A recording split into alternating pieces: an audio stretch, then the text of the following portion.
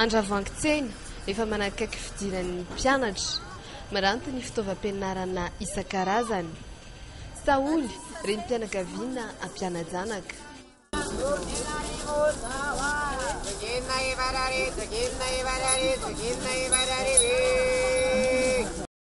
Kitapo anjanany vao 5 taona no vidiany teto.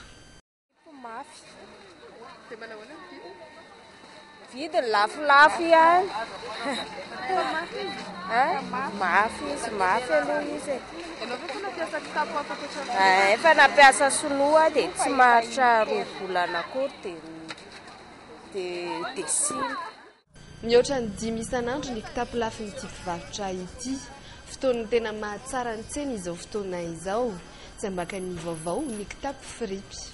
Amin'izao aloha fidiran'ny mpianatra dia tsy mety hoe kitapo babena ny tena vakiana izany. Manomboka ny maraina no efa hifandritehana ny kitapo fripes. Tahaka ireny any amin'ny magazay, ry barbie ho an'ny vavikely, ry benten ho an'ny lahy hita ety avokoa. Amin'izao izao hiditra ny mpianatra dia be mpitady. Nefa na izany ara dia tsy ho azo ararotina be za mividiny fa tsy mainka atao mirarirary. Tsy mifanalavitra loatra amin'ny kitapo vaovao ny kitapo friperies raha ny vidiny. Any amin'ny kalitao ny mpivarotra no mampiavaka azy. Na efa niasa aza mahavita ny taom-pianarana ny kitapo friperies.